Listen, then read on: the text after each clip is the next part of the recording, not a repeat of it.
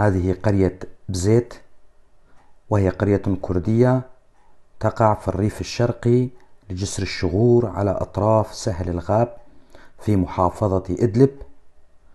يبلغ عدد سكانها حوالي كلهم كرد، يشتغلون بالزراعة وتربية الحيوانات.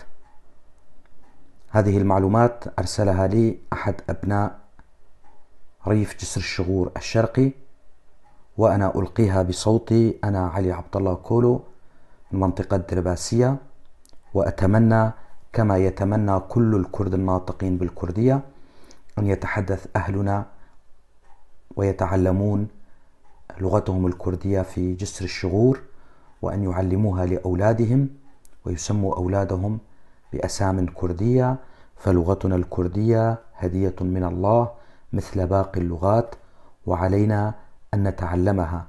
دمتم أهلنا في جسر الشغور.